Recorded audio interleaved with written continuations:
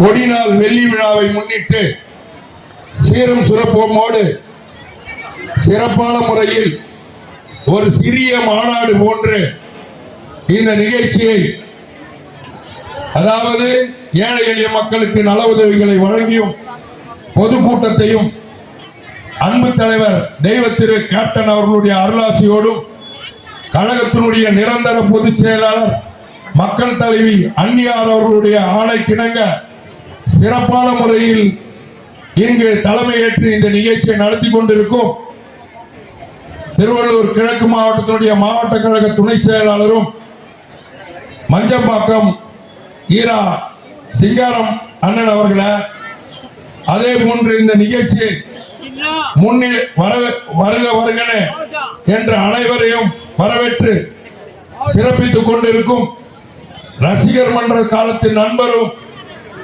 இன்றைக்கு மாதவரம் கிழக்கு பகுதி கழகத்தினுடைய செயலாளரும் அருமை சகோதரர் ரஜினி அவர்களே, அதே போன்று 13வது வட்டக்கழக செயலாளர் 19வது வட்டக்கழக செயலாளர் செயல் வீரர் அருமை தம்பி டில்லி பாபு அவர்களே, அதே போன்று இந்த நிகழ்ச்சிக்கு முன்னிலை பொறுப்பேற்று சிறப்பித்துக் கொண்டிருக்கும் ஞானசேகரன் அவர்களே, லோகநாதன் அவர்களே, சுரேஷ் அவர்களே, கணேசன் அவர்களே, முனுசாமி அவர்களே, குட்டி என்ற வெங்கடேசன் அவர்களே, திருப்பதி அவர்களே, ஜெயக்குமார் அவர்களே, பெருமாள் அவர்களே, ராமகிருஷ்ணன் அவர்களே, வீரா அவர்களே, சாந்தகுமார் அவர்களே, ராதாகிருஷ்ணன் அவர்களே, மணிகண்டன் அவர்களே, முருகன் அவர்களே, முனுசாமி அவர்களே, விஜயன் அவர்களே, தாமோதரன் அவர்களே, நடராஜன் அவர்களே, முத்துசாமி அவர்களே, பிலிப்ராஜ் அவர்களே, அதே போன்று இந்த திருவள்ளூர் கிழக்கு மாவட்டத்தை அன்பு தலைவர் புரட்சி கலைஞரின் கோட்டையாக மாற்றி தீருவேன் என்று சபதமேற்று செயலாற்றி வரும் ஆற்றல் மிகு மாவட்ட கழக செயலாளர் அருமை சகோதரர் கேப்டனின் அன்பு தம்பி ஆட்டந்தாங்கல் KM டில்லி அவர்களே, அதே போன்று இந்த நிகழ்ச்சிக்கு வருகை தந்து தலைவரோடு எப்படி நான் பணியாற்றினேன், நான் இந்த இயக்கத்துக்கு எப்படி உழைத்தேன், எப்படி அவரோடு இருந்தேன், அவர் எப்படி மக்களை நேசித்தார் என்பதை தெல்ல தெளிவாகவும், அதே நேரத்தில் தலைவர் என்றைக்கு நம்மை விட்டு மறைந்தாரோ அன்றிலிருந்து இன்று வரை தலைமை கழகத்தில் உள்ள தலைவருடைய நினைவிடத்திலும் சரி, தலைவர் அமரும் அறையிலும் சரி, தினந்தோறும் தலைவருக்கு விளக்கேற்றி வணங்கி கொண்டிருக்கும் அன்பு சகோதரி அருமைக்குரிய தேர்தல் பணிக்குழு உறுப்பினர் அன்பு சகோதரி மகாலட்சுமி அவர்களே, அதே போன்று இன்றைக்கு மட்டுமல்ல என்றைக்கும் ரசிகர் மன்ற காலத்திலே நாம் ஒரு அரசியல் கட்சியாக செயல்பட்டோம். அன்றைக்கே நமக்கு ஒரு பேச்சாளர் யார் என்று சொன்னால் இன்றைக்கு கேப்டனை பற்றி புகழ் பாடியவர் தம்பி முருகன் தான். அதே தம்பி முருகன் இன்றைக்கு சிறப்பான முறையில் பழைய நினைவுகளை தலைவர் எப்படிப்பட்டவர், இந்த மக்களை எப்படி நேசித்தார் என்று எடுத்துரைத்தார். அதே போன்று அதாவது வேலூர் மாவட்டம், பிரிக்கப்படாத வேலூர் மாவட்டம் இன்றைக்கு கிருஷ்ணகிரி மாவட்டத்திற்கு அந்த பார்டர்ல இருந்து இன்னைக்கு வந்திருக்காரு. நான் கூப்பிட்டேன், தம்பி நீ வரணுடா, சிறப்பா இங்க வந்து மக்களுக்கு வந்து தலைவரை பத்தி எடுத்து சொல்லணும், மக்கள் பிரச்சனை பத்தி பேசணும்னு சொன்னேன். சிறப்பா தன்னுடைய கருத்தை பிரிச்சு மேஞ்சி அருமையா சொல்லிட்டார் அலிஜான் அவர்கள். அதே நேரத்தில் வந்து இன்னைக்கு இந்த மாவட்டத்தில் சிறப்பான முறையில் மாவட்ட கழக செயலாளரோடு ஒத்துழைப்பு தந்து நடத்தி கொண்டிருக்கும் மாவட்ட கழக அவைத்தலைவர் அண்ணன் பாபுராவ் அவர்களை, திருவள்ளூர் மாவட்ட கழகத்தினுடைய பொருளாளர் SPT ராஜேந்திரன் அவர்களை, மாவட்ட கழக துணை செயலாளர் ரமேஷ் அவர்களை, சுமதி கண்ணதாசன் அவர்களை, முனிவர் அவர்களை, இன்னும் பேர் சொல்லிக்கொண்டே போலாம். இந்த பேப்பர்ல இருக்கிற நோட்டீஸ்ல இருக்கிற பேரை படிச்சுமா நாளைக்கு காலையில் ஆயிடும். முத்தையா அவர்களை, கலைதாஸ் அவர்களை, கோபிநாதன் அவர்களை, அருணாச்சலம், இன்னும் நிறைய இருக்காங்க. கேப்டனுடைய விசுவாசின்னு தான் சொல்லணும். அதுக்கு முன்னாடி நான் ஒரு வார்த்தை சொல்லிடுறேன். ஏன்னா இந்த 2024 வந்து தேர்தல் நடந்தது, நாடாளுமன்ற தேர்தல். எங்களுடைய கேப்டனுடைய அருளாசியோடு மக்கள் தலைவர் அன்னியார் அவர்கள் திருவள்ளூர் நாடாளுமன்றத்துக்கு என்ன வேட்பாளராக நிறுத்தினாங்க. அப்ப எனக்கு எல்லாருமே தெரியும், எனக்கு பேர் சொல்லி கூப்பிடணும்னு தேவையில்ல. ஏன்னா அருமையா ஒர்க் பண்ணி இந்த முரசு சின்னத்துக்கு திருவள்ளூர் மாவட்டத்துல நாடாளுமன்ற தொகுதியில 2,24,000 வாக்குகளை பெற்று தந்தாங்க. இந்த முரசு சின்னத்துக்கு வாக்களித்த உங்கள் அனைவருக்கும் நன்றியை இந்த நேரத்தில் தெரிவிச்சுக்கிறேன். அதே மாதிரி இன்னைக்கு நான் சொல்லிக்கினே போனேன்னா இந்த மகாலட்சுமி அம்மா நிறைய பேசுவாங்க. ஏன்னா தலைவர் எப்படிப்பட்டவர், என்னென்ன செஞ்சார் இந்த மக்களுக்கு, என்னென்ன வரப்போற காலத்துல மக்கள் தலைவி கழக பொதுச் செயலாளர் அண்ணி என்னென்ன செய்ய போறாங்கன்றத தெளிவா சொல்லுவாங்க. நான் ஒரு சில கருத்துக்கள் மட்டும் ஒரு 10 நிமிஷம் தான் முடிச்சிடுறேன். நீங்க தயவு செய்து தாய்மார்கள்லாம் ஒரு மன்னிப்பு கேட்டுக்கிறேன். நேரம் ரொம்ப நேரம் ஆகுது. மகளிருக்காக இந்த அம்மா பேசுவாங்க. அந்நியாருடைய குரலா இங்க அவங்களுடைய குரலை பதிவு பண்றதுக்கு உங்ககிட்ட காத்திருக்காங்க. நீண்ட நேரம் ஆகாது, சீக்கிரமா முடிச்சிருவோம். தயவு செஞ்சு ஒரு சில வார்த்தைகள் உங்களுக்கு முன்னால பேசிட்டு முடிச்சுக்கிறேன். இன்னைக்கு பாத்தீங்கன்னா இந்த அரசுக்கு ஒரு மார்க் போடலாம். நீங்க அதாவது பிள்ளைங்க உங்க பிள்ளைங்க ஸ்கூல்ல படிச்சுட்டு வந்தா என்ன சொல்லுவாங்க, எங்களுக்கு பாஸ் மார்க் கொடுத்தாங்க. ஆனா இந்த கவர்மெண்ட்டுக்கு மக்கள் இல்ல, அவங்களே போட்டுக்கிற மார்க் டாஸ் மார்க். இத மக்கள் புரிஞ்சுக்கணும். ஏன்னா இன்னைக்கு அலிகான் புட்டு வச்சாரு ஒரு சில கருத்துக்களை. எப்படி எந்தெந்த சூசகத்துல இந்த மக்களை ஏமாத்துறாங்க, ஏழை எளிய மக்களை ஏமாத்துறாங்க, தாய்மார்களை ஏமாத்துறாங்க. அவர் என்ன சொன்னார், இங்க உட்கார்ந்து இருக்கிற கிட்டத்தட்ட 500க்கு மேற்பட்ட மகளிர் இருக்கீங்க. அனைத்து தாய்மார்களுக்கும் கிட்டத்தட்ட 2,80,00,000 ரேஷன் கார்டு உள்ள அனைத்து குடும்ப தாய்மார்களுக்கும் 1000 ரூபாய் நான் ஆட்சிக்கு வந்தால் வழங்குவேன்னு சொன்னாரு. நீங்களே உண்மையை சொல்லுங்க. இந்த கூட்டத்தில் உட்காந்துக்கிறீங்க, எவ்வளவு பேர் வாங்குறீங்க? இல்லையா? கிடைக்குதா? இல்ல. ஆனா என்ன சொன்னாரு தேர்தலுக்கு முன்னாடி, நான் அனைத்து தாய்மார்களுக்கும் பெண்களுக்கும் மாதம் 1000 ரூபாய் தருவேன்னு சொன்னாரு. தந்தாரா? இல்ல. ஆனா என்ன சொல்றாரு, இப்போ தகுதியின் அடிப்படையில் தான் தரப்படும்ன்றாரு. தகுதியின் அடிப்படையில் எவ்வளவு பேர் கொடுக்குறாங்க? 2,80,00,000 பேர்ல 45 லட்சம் பேருக்கு மட்டும்தான் 1000 ரூபாய் தராங்க. இந்த மக்கள் புரிஞ்சுக்கணும். இதை நாங்க மேடை போட்டு பேசுறோம்னா இந்த மேடை கூட எங்களுடைய தொண்டனுடைய காசுல போட்ட மேடை. அண்ணா திமுகவோ இல்ல திமுகவோ மற்ற கட்சியோ பாக்கெட்டு காசு எடுத்து செலவு பண்ண மாட்டாங்க.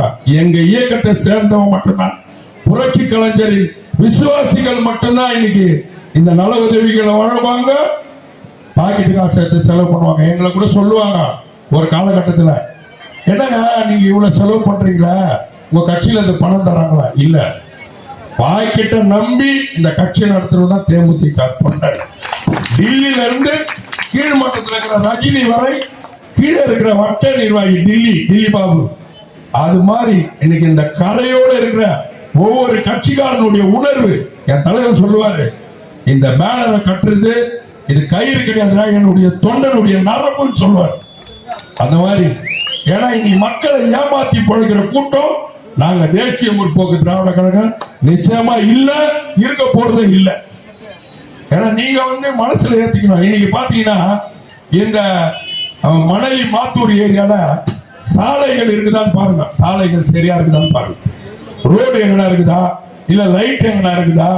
நீங்க ஓட்டு போட்ட மக்கள் சிந்திச்சு அவங்களை கேட்கணும். அதாவது தலைவர் ஒரு முறைதான் 2006ல சிங்கிள் மேனா நின்று கட்சி ஆரம்பிச்சு 2006ல விருதாச்சலம் தொகுதியில சிங்கத்தை அது குகையிலேயே சந்திச்சு வெற்றி பெற்றவர் அன்றைக்கு விருதாச்சலம் சட்டமன்ற உறுப்பினர் புரட்சி கலைஞர் கேப்டன் அவர்கள். 2011ல 44 தொகுதியில அதிமுகவுடன் கூட்டணி சேர்ந்து போட்டியிட்டு 29 தொகுதியில சிங்கமா நின்று வெற்றி பெற்று எதிர்கட்சியா தலைவர் ஜார்ஜ் கோட்டையில் அமர்ந்து திமுகவை 3வது இடத்துக்கு தள்ளியவர் அன்பு தலைவர் கேப்டன் அவர்கள். இந்த மக்கள் புரிஞ்சுக்கணும். அன்னைக்கு புரட்சி தலைவி அம்மாவிடம் கேள்வி கேட்டார். இன்னைக்கு சொல்லுவாங்க கேள்வி கேட்டாரு, அதனாலதான் அவர் போயிட்டாரு. எங்க தலைவரை யாரும் போக வைக்க முடியாதுயா, யாரும் போக வைக்க முடியாது. எங்க தலைவர் அவரா ஒரு முடிவு எடுப்பாரு. அன்னைக்கு சட்டமன்றத்தில் உட்கார்ந்து என்ன கேட்டாரு புரட்சி தலைவி அம்மா, அன்னைக்கு முதலமைச்சரா இருக்கிறப்போ திமுக காணவே இல்லை. திமுக இல்ல. இன்னைக்கு பேசுறாங்க நாங்க தான் 200, அதாவது வரும் 2026 வரலாறு சொல்லும் 200 நாளைய வரலாறு என்று பார்ப்போம். 2026 வரலாறு சொல்லுதா 200 வெல்றீங்களான்னு பார்ப்போம்.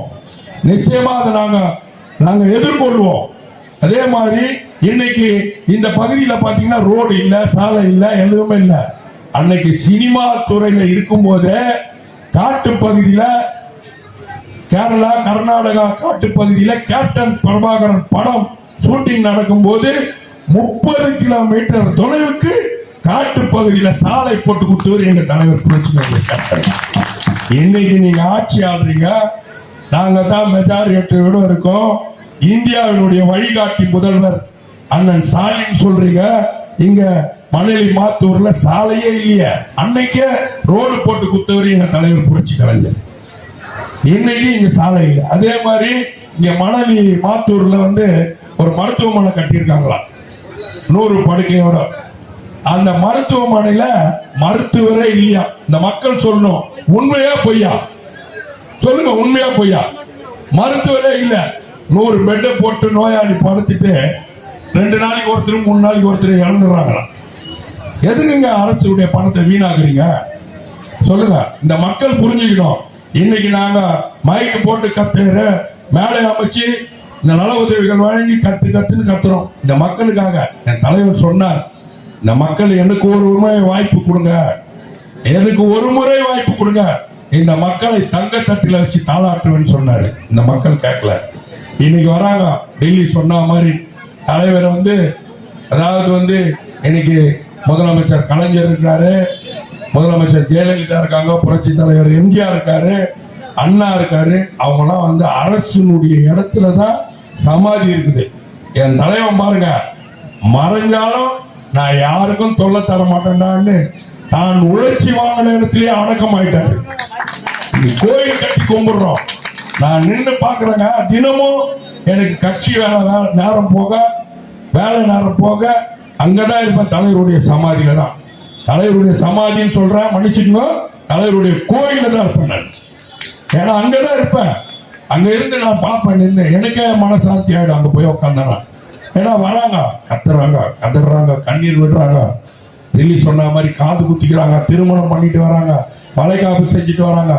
ஐயா இங்க வந்தாலே ஒரு வைப்ரேஷன் இருக்குது ஐயா. தலைவர் உயிரோடு தான் இருக்காங்க. சத்தியமா சொல்றேன், எங்க தலைவர் இறக்கவே இல்லை, இன்னும் உயிரோடு இருக்கிறார். இந்த மக்களுக்காக இருப்பார், இருந்து கொண்டே இருப்பார் என்பதை இந்த நேரத்தில் தெரிவிச்சுக்கிறேன். அதே நேரத்தில் மக்கள் நிச்சயமா நீங்க புரிஞ்சுக்கணும், உங்களுக்காக தான் வாழ்ந்தார். அவர் விட்டு சென்ற பணியை இன்னைக்கு எங்களுடைய மக்கள் தலைவி அன்னியார் அவர்கள் தினமும் அந்த மனுக்களை பெற்று தன்னால் முடிந்த உதவிகளை இன்றளவும் வழங்கி கொண்டிருக்கிறார். அவரை தேடி வர மக்களுக்கு 5000 அல்லது 10,000 ஊனமுற்ற வண்டியோ மருத்துவ உதவியோ இன்னைக்கு செஞ்சுட்டு இருக்காங்க எங்க அன்னியார் அவர்கள். அவங்க விட்டுட்டு போயிருக்கலாம்ல. இன்னைக்கு இந்த தாய்மார்களுக்கு தெரியல. நம்ம வீட்டுல ஒரு 25 வயசு ஒரு பையன் உருவானா, ஒரு பொண்ணு உருவானா, நீங்க என்ன செய்வீங்க? உடனே பையனுக்கு பொண்ணு பார்க்கணும், கல்யாணம் கட்டி வைக்கணும், பொண்ணுக்கு மாப்பிள்ளை பார்க்கணும், திருமணம் பண்ணி வைக்கணும்னு பார்ப்பீங்க. தலைவர் செஞ்சாரா? இந்த மக்கள் மக்கள் மக்கள் சொல்லிட்டு இந்த மக்களுக்காகவே வாழ்ந்துட்டு இன்னைக்கு 2 பிள்ளைகளை விட்டுட்டு போயிருக்காரு. இந்த மக்கள் யோசிக்கிறீங்களா?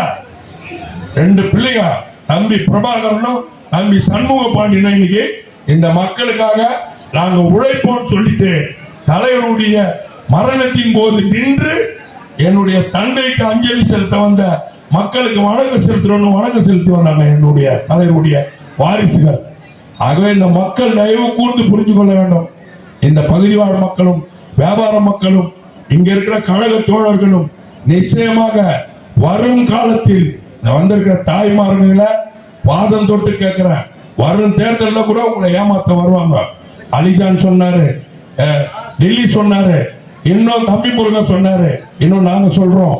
வர தேர்தலில் நீங்க அவங்களுக்கு மீண்டும் பணத்தை வாங்கின ஏமாந்தீங்கன்னா உங்களுடைய சந்ததிகளை தான் நீங்கள் ஏமாத்தின மாதிரி என்பதை இந்த நேரத்தில் தெரிவித்துக் கொண்டு வரும் காலங்களில் எங்களுடைய அந்நியாருக்கு ஒரு வாய்ப்பை தாருங்கள். தலைவர் விட்டு சென்ற பணியை அந்நியாரும் தம்பிகளும் செய்து முடிப்பார்கள் என்பதை இந்த நேரத்தில் தெரிவித்துக் கொள்கிறேன். உங்களுடைய தயவு கூர்ந்து கேட்டுக்கொள்கிறேன். இந்த பகுதி வாழ் மக்களையும் இந்த கூட்டத்தில் கூடியிருக்கும் தாய்மார்களையும் எங்கள் அந்நியார் இன்னைக்கு என்ன செய்யறாங்கன்னு நீங்க பாருங்க, தொலைக்காட்சியில பாப்பீங்க. என்னைக்கு அவர் மறைஞ்சாரோ அன்றைய தினத்தில் இருந்து வரும் மக்களை வரவேற்று தலைவர் வந்து பார்க்க போனோமா, நானும் தம்பி முருகன் டெல்லியெல்லாம் போவோம், போவோம், பார்க்கலாம், போட்டோ எடுப்பேன். முதல்ல நாங்கள் உள்ள போன உடனே கேட்பாரு, நல்ல தம்பி சாப்பிட்டியாடா, டெல்லி சாப்பிட்டியா, தம்பி முருகா சாப்பிட்டியா. இதுதான் எங்க தலைவர் கேப்டன். இது மாதிரி யாராவது ஒரு தலைவனை சொல்லிடுங்க.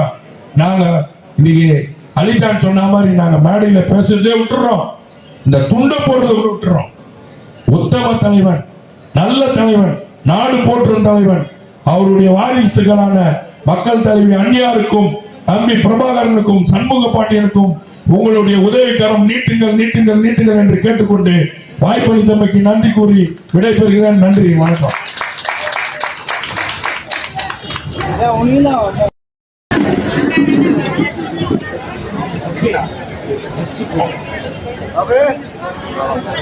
மனிதன் மறையும் பொழுது வானிலிருந்து நம்ம எல்லாம் வழிநடத்தி கொண்டிருக்கிற இறைவனாக இருப்பவர் தான் புரட்சி கலைஞர் கேப்டன் அவர்கள்.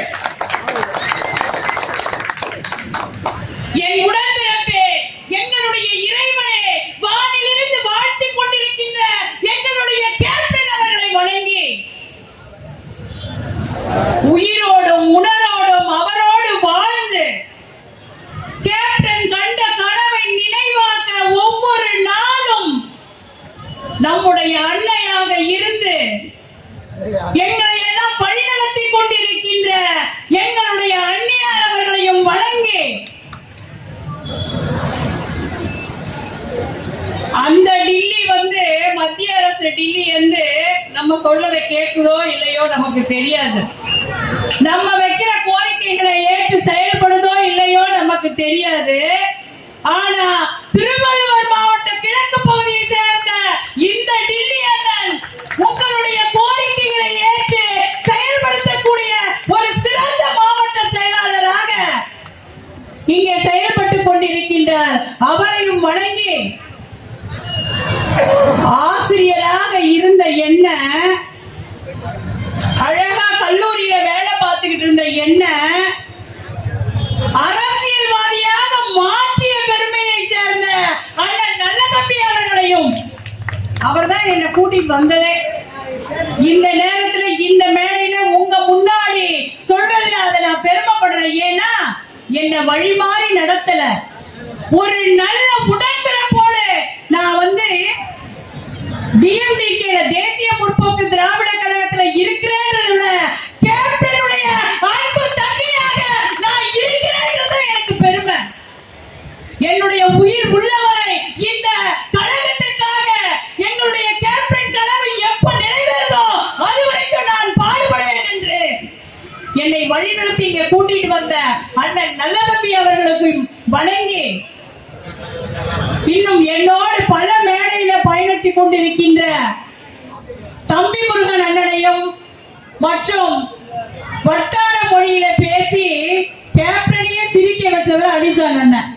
நிறைய மேடையில இங்கேயும் எல்லாரையும் சிரிக்க வச்சு உணர்வு பூர்வமா பேசிய அண்ணன் அலிஜான் அவர்களையும் வணங்கி, மற்றும் இங்க எல்லா பேரையும் படிச்சுக்கிட்டு இருந்தா மணி ஆயிடுச்சு, நீங்களும் வீட்டுக்கு போனோம். அதனால வரவேற்புரை நல்கிய அண்ணன் முதல் நன்றி உரை சொல்ற அண்ணன் வரைக்கும் எல்லா உடன்பிறப்புகளையும் நான் வணங்கி என்னுடைய உரையை ஸ்டார்ட் பண்றேன். இப்ப பாத்தீங்கன்னா இந்த பொதுக்கூட்டம் எதுக்குன்னு பாத்தீங்கன்னா, நம்முடைய கொடிநாள் விழா ஒரு 25 ஆண்டுகள் வெற்றிகரமாக நடைபெற்று வெள்ளி விழா கண்ட ஒரு கொடிநாள் விழாவை இங்க ஒரு பொதுக்கூட்ட விழாவாக நடத்தக்கூடிய தகுதி வாய்ந்த ஒரு கட்சினா அது தேசிய முற்போக்கு திராவிட கழக கட்சி தான். எல்லா கட்சியும் கொடி இருக்குங்க, எல்லா கட்சியிலும் கொடி இருக்கு. ஆனா கேப்டன் கொடுத்த கட்சிக்கு தான் அந்த கொடியை பாருங்க, 3 வண்ணங்கள் இருக்கு. அதுல சிகப்பு நிற வண்ணம். நம்ம எல்லாம் உழைக்கிறோம் இல்லையா, அந்த உழைப்பினுடைய உணர்வை சொல்றதுதான், அந்த நம்மளுடைய உழைப்பினுடைய அந்த வீரத்தை சொல்றதுதான் அந்த சிகப்பு நிறம். நம்முடைய வாழ்க்கையை செம்மைப்படுத்த வேண்டும் என்கின்ற எண்ணத்திலே உருவாக்குனதுதான் அந்த சிகப்பு நிறம். அடுத்து கருப்பு நிறத்துக்கு வருவோம். தமிழக மக்களினுடைய வாழ்வு வெளிச்சமே இல்லாம இருட்டறையில இருக்குது. இந்த இருட்டறை உலகத்தை வெளிச்சத்துக்கு கொண்டு வந்து தமிழக மக்களுக்கு நல்ல ஒரு வாழ்வு தரணும்னு கட்சி ஆரம்பித்து கொடியிலே அதுல அந்த கருப்பு நிறத்தை உங்களுக்கு உணர்த்தணும்னு சொன்னவர் தான் அந்த கருப்பு நிறம். இவையெல்லாம் மாறணும்னு நினைச்சா, மங்களகரமான ஒரு வாழ்வு நம்ம தரணும்னு நினைச்சு மஞ்சள் நிறத்தை அமைச்சு இந்த 3க்கும் இடையிலே ஒரு வெளிச்சத்தை தரக்கூடிய ஒரு தீபத்தையும் கொடுத்து ஒரு நல்ல முறையிலே மரியாதை மிகுந்த ஒரு கொடியை நமக்கு கொடுத்தவர் தான் புரட்சி கலைஞர் கருப்பு எம்ஜிஆர் கேப்டன் அவர்கள். நினைச்சு பாருங்க, எப்படிப்பட்ட ஒரு தலைவர் நமக்கு. உண்மையிலேயே நான் உங்களை பார்த்து கேட்கிறேன், நீங்க போய் எந்த இடத்துல கேட்டாலும் கேப்டனை பிடிக்கலன்னு சொல்றவர் யாராவது இருக்கிறாங்களா? கேப்டனை எனக்கு பிடிக்காது அப்படின்னு சொல்றது யாராவது ஒருத்தரை காட்டுங்க. எல்லா கட்சியை சேர்ந்தவர்களும் சரி, எல்லா உடன்பிறப்புகளும் சரி, எல்லா சமயத்தவரும் சரி, எல்லா நாடுகளிலும் சரி, கேப்டன் நல்ல மனிதருங்க, நல்ல மனிதருங்க. ஆனா நடிக்கவே தெரியாத, திரைத்துறையில் நடித்த ஒருவர் மக்களிடையே நடிக்கவே தெரியாததுனால இப்படி ஆயிட்டாருங்க சொல்றவங்க தானே இருக்கிறாங்க. உங்க மனசாட்சியை தொட்டு சொல்லுங்க. கேப்டன் நினைச்சிருந்தா கலைத்துறையிலேயே இருந்து நல்லா இருந்திருப்பார், இன்னும் கொஞ்சம் ஆண்டுகள் கூட வாழ்ந்திருப்பார். ஆனால் இந்த தமிழக மக்களுக்காக அரசியல்வாதியாக என்னைக்கு வந்தாரோ, இந்த தமிழக மக்களுக்கு வாழ்க்கையை கொடுப்பதற்காக இந்த அரசியல் அமைப்பை மாற்றணும்னு நினைச்சு வந்தவருக்கு நாம கொடுத்த பரிசு என்ன தெரியுமா? துரோகம். இந்த தமிழக மக்கள் செய்த துரோகத்தின் விளைவுதான் இன்னைக்கு நாம் அனுபவிச்சுட்டு இருக்கோம். அவர் கேட்டாரு, மக்களே மக்களே உங்களை தங்க தட்டி வச்சு தாளாட்டுறேன், எனக்கு ஒரு முறை வாய்ப்பு கொடுங்கன்னு கேட்டாரு. கொடுத்தோமா? நாம கொடுத்தோமா? இல்லையே. இன்னைக்கு தாய்மார்களை பார்த்து கேட்கிறேன், மகளிர் தினம் வருது, வருகிற 8ஆம் தேதி மகளிர் தினம். மகளிர் தின வாழ்த்துக்களை உங்களுக்கு சொல்றேன். இந்த மகளிரை பார்த்து கேட்கிறேன், பொங்கலுக்கு 5000 ரூபாய் தரேன்னு அறிக்கையில சொன்னாரே உங்க அப்பா. அப்பா தான் சொல்றாங்க, இப்ப எனக்கு தெரியல அப்பானா யாருன்னு இன்னைக்கு எல்லாருக்கும் தெரிஞ்சிருக்கும். அந்த அப்பா சொன்னாரு, தேர்தலுக்கு முன்னாடி அறிக்கையில 500 அறிக்கையை கொடுத்தாரு. அதுல ஒண்ணுல சொன்னாரு, எதிர்கட்சியா இருக்கும் பொழுது பொங்கலுக்கு 5000 ரூபாய் மகளிருக்கு தரணும்னு சொல்லி சொன்னவர் இன்னைக்கு ஆண்டுகிட்டு இருக்கிற நம்முடைய மரியாதைக்குரிய முதலமைச்சர் அவர்கள் தான். ஆனா எல்லாரும் பொங்கலுக்கு வாங்குனீங்களா? காசு வாங்குனீங்களா? மகளிரை பார்த்து கேட்கிற, எல்லாரும் வாங்குனீங்களா? நல்ல கையை ஆட்டினா தெரியும். அவருதான் சொன்னாரு, உங்க முதலமைச்சர் தான் சொன்னாரு 5000 ரூபாய் தரணும்னு கேட்டாரு, சொன்னாரு. நம்பி ஓட்டு போட்டீங்க. இன்னைக்கு 1/2 கிலோ பச்சரிசிய கூட உருப்படியா கொடுக்கல, புழுத்து போட அரிசியை தான் கொடுத்தாரு. உண்மையா இல்லையா? மனசாட்சியை தொட்டு சொல்லுங்க. ரேஷன் கடையில வாங்கின பச்சரிசியை வச்சு யாராவது பொங்கல் செஞ்சீங்களா? சொல்லுங்க பார்க்கலாம். இதே என்னுடைய புரட்சி கலைஞர் தலைவர் அவர்கள் ஆட்சியில இருந்திருந்தா என்ன நடந்திருக்கும்னு நினைச்சு பாருங்க. நம்ம வாய்ப்பு கொடுக்கலையே, ஒரு முறை வாய்ப்பு கொடுக்கலையே. ஆனால் அவருடைய இறப்புக்கு பிறகு இந்த உலக மக்களே கண்ணீர் விட்டு அழுகுறாங்க. அதாவது சில பேர் எல்லாம் கடற்கரையே கல்லறைகளாக மாத்திக்கிட்டு இருக்கிறாங்க. நம்ம கடற்கரைய கல்லறைகளாக மாத்திக்கிட்டு இருக்கிறாங்க. ஆனால் புரட்சி கலைஞர் கருப்பு எம்ஜிஆர் மட்டும்தான் கல்லறைய கூட கருவறையாக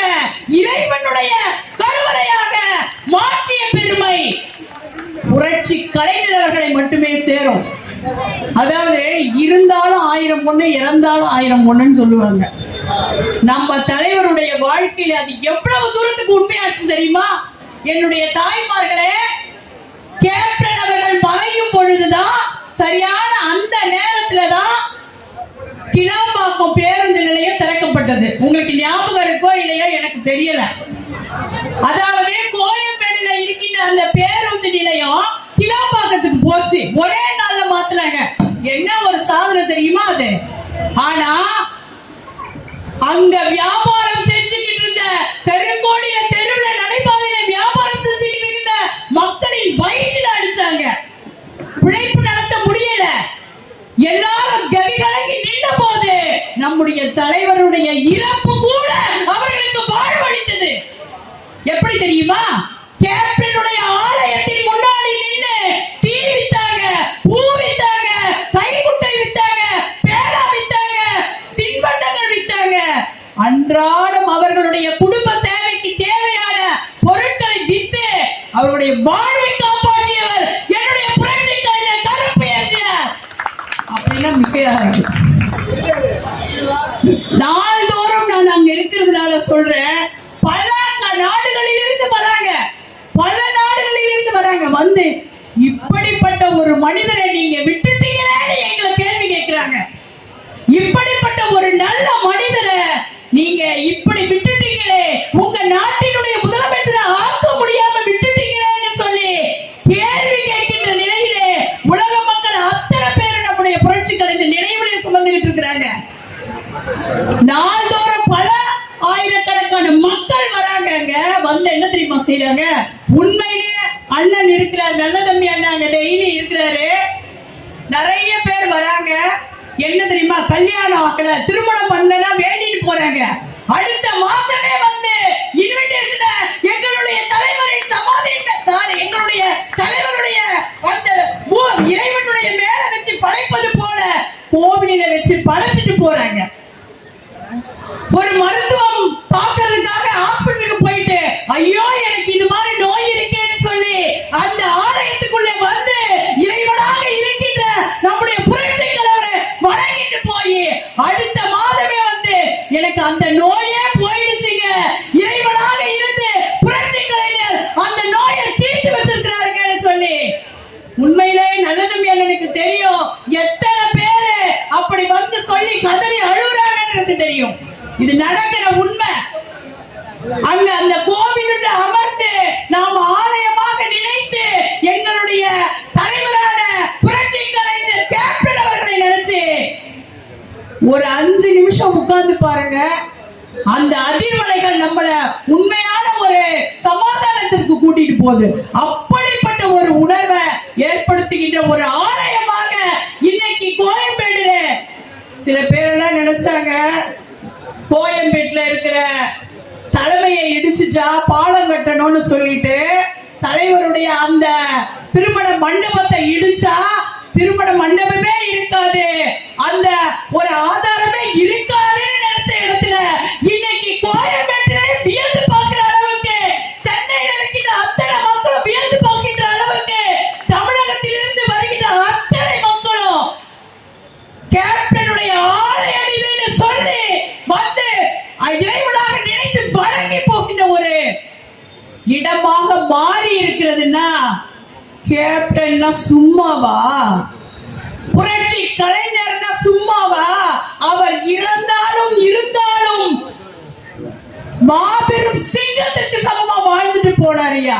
அவரை மாதிரி ஒரு தலைவரை நம்ம தலைவரா பெறுவதற்கு மிகவும் புண்ணியம் செஞ்சிருக்கணும் நான் நினைக்கிறேன். கேப்டன் கண்ட கனவை ஒவ்வொரு நாளும் ஒரு நல்ல திட்டமாக, எப்ப பார்த்தாலும் அன்னதானம். எப்பவுமே கேப்டன் கேட்கிற கேள்வி முதல்ல சாப்பிட்டீங்களான்னு கேட்பாரு, சாப்பிட்டாச்சா அப்படின்னு தான் கேட்பாரு. அந்த சாப்பாடு போட்ட அந்த திட்டத்தை இன்றளவும் அந்நியார் அவர்கள் கோயம்பேட்டிலே நிறைவேற்றிக் கொண்டிருக்கிறார் என்றால் தலைவனுக்கு ஏற்ற தலைவியாய் எங்களுடைய அந்நியார் அவர்கள் அதை செயல்படுத்திக் கொண்டிருக்கிறார் என்று அர்த்தம். நினைச்சு பாருங்க, நம்மளாம் என்ன பண்ணுவோம்?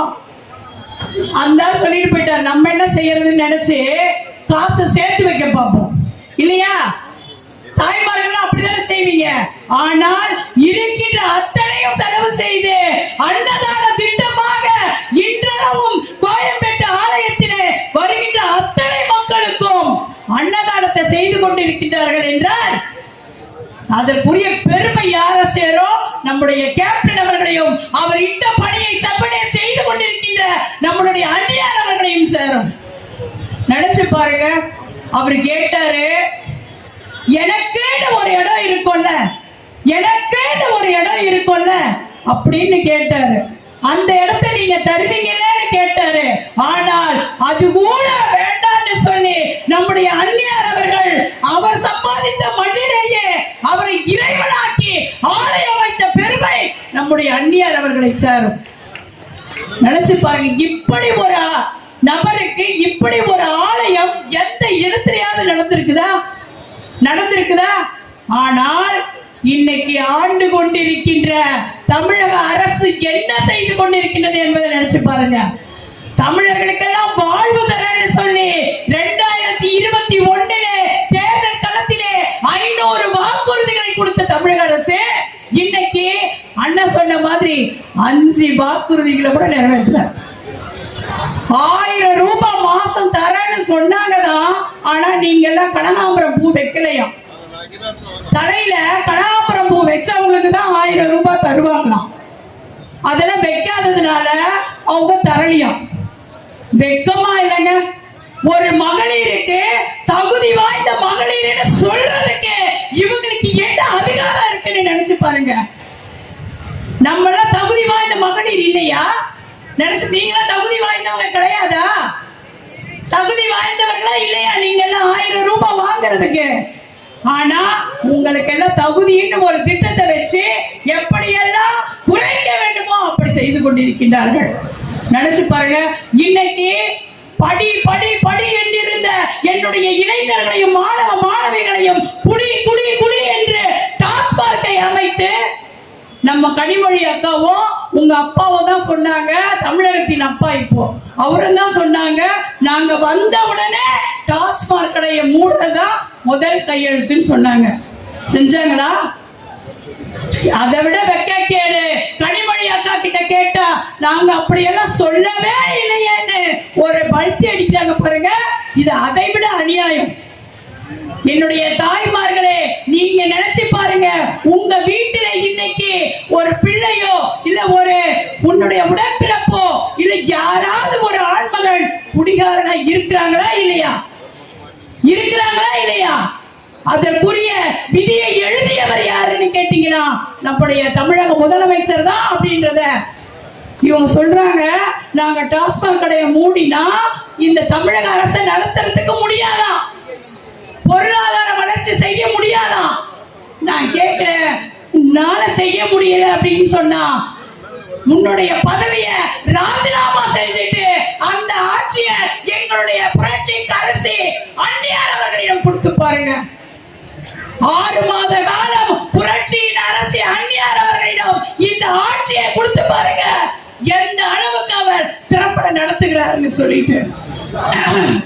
என்னுடைய அன்பான தாய்மார்களே, உங்களை ஏமாத்தி ஏமாத்தி ஏமாத்தி இந்த அரசு உங்களை ஏமாத்தி ஓட்டு வாங்கி கொடுக்கிற அந்த 2000 ரூபாய்க்காக 5 வருஷ காலம் நீங்க அடிமையா வாழ்த்துறீங்க.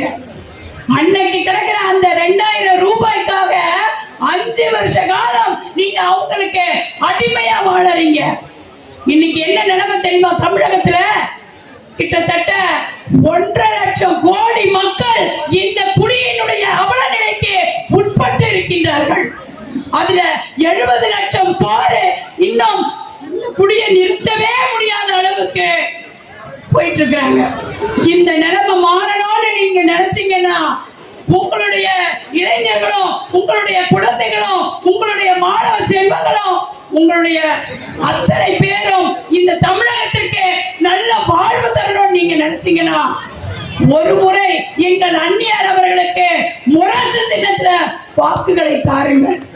அதோடு மட்டும் இல்லாம இன்னொன்னு சொல்ல நினைக்கிறேன். இங்க இருக்கிற தாய்மார்கள் கையில தான் வளையல் இருக்கா?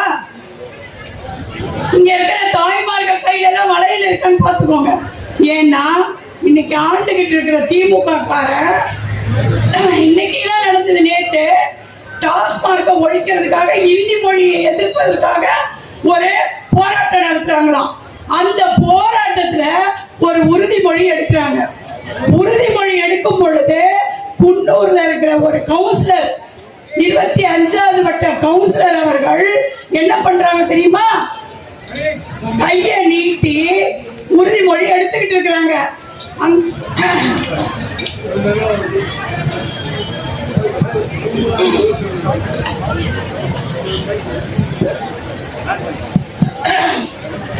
உறுதிமொழி எடுத்துக்கிட்டு இருக்கிறாங்க.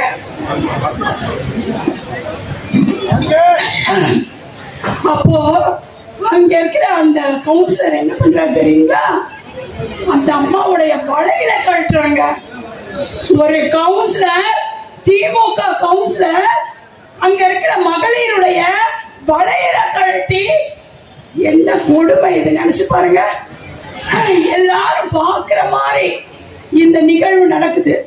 அப்போ ஒரு திமுக கார கவுன்சிலர் கிட்டயே ஒரு மகளிர் மாட்டியிருக்காங்கன்னா என்ன வளர்ச்சி இதெல்லாம்.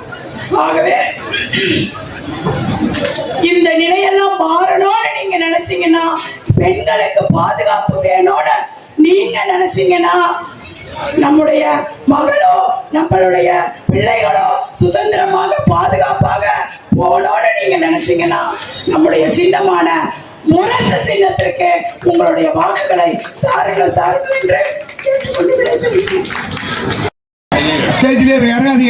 தயவு கூர்ந்து இங்க இந்த டோக்கன் கொடுத்தவங்களுக்கு இந்த பொருள் வழங்கப்படும்.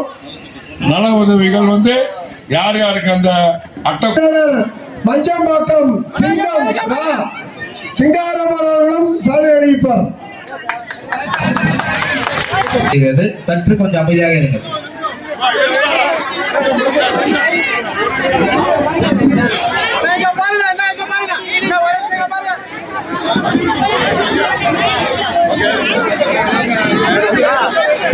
கொஞ்சம் வெயிட் பண்ணுப்பா.